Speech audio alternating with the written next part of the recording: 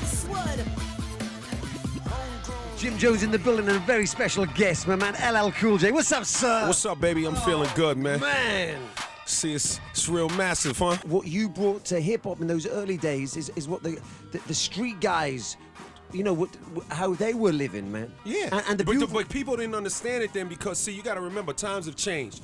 And newer is always better for most people, especially when you're over in the West, you know what I'm saying? So it's like, a lot of times, you know, what happens is you got to, you know, you come in early, you know what I'm saying? You kind of get taken to task for things that people don't understand. Because early in the game, understand. Yeah, because early in the game, hip hop fans didn't like the fact that I was making money. Like that wasn't cool. Now it's acceptable and it's understandable. But back then, like talking about money in an environment that's dominated by Public Enemy and different groups like that, you didn't really look that sexy. And even to this day, you know, I always wanted to celebrate. You know, I always wanted to celebrate getting money and rejoice over doing well. Celebrate but I had success. to fall back. Yes. Yeah, I had to fall back because they wasn't really feeling it like that. Nowadays, you can kind of, snap an old rubber band on them and they love it and all that. Yeah. But in those days, days, man, it was all about keeping it real. You know, it was all about hip hop. Like, I don't know if it was keeping it real or keeping it broke, but it definitely wasn't keeping it real flashy. Dumb. Yeah, it wasn't keeping it flashy. It wasn't keeping it flashy. It wasn't keeping it flashy. Yeah, it wasn't keeping it flashy. Yeah, keeping it real That's dumb for, for a minute. You know what I mean? Yeah, exactly. You know, you know. But it was you know, nowadays it's a beautiful thing though, because there's a lot of there's still a lot of room out there for everybody to get what they need to get. You know what I'm saying? And dreams don't have deadlines. You know what I'm saying? And you know, you might as well embrace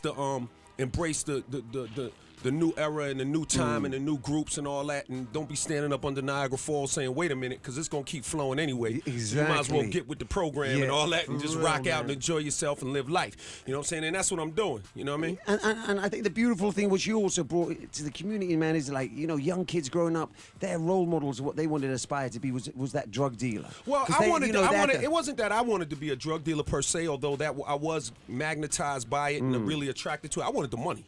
Yeah. You know, at that time, what it really is at the end of the day is when you're in the hood and you look over and there's only one guy who got a big ring on and a big medallion and a hot car, you know, and a pocket full of money. I mean, I want to do what he does. Yeah, exactly. You know what I mean? Or, you know, so once I got around these guys and found out how smart they were, how intelligent they were, but realized at the same time that there was something for me to do that wasn't that, but I could still get the kind of results that I wanted.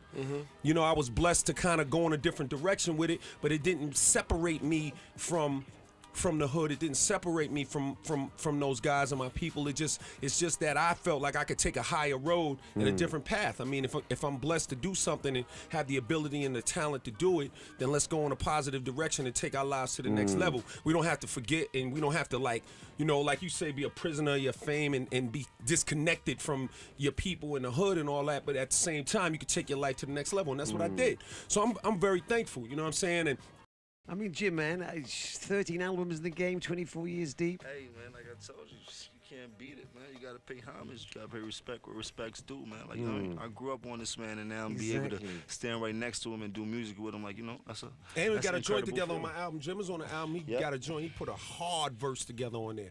I got a joint with Jim on there, and Meth is on there, and KRS is on there, and Lil Kim is on there, and I'm on there, and it's crazy. It's crazy. He did his thing. He went in too deep. No pen or nothing. He just looked up in the air like, you know, and just came out with some heat. So I'm telling you that the album is serious, man. Westwood.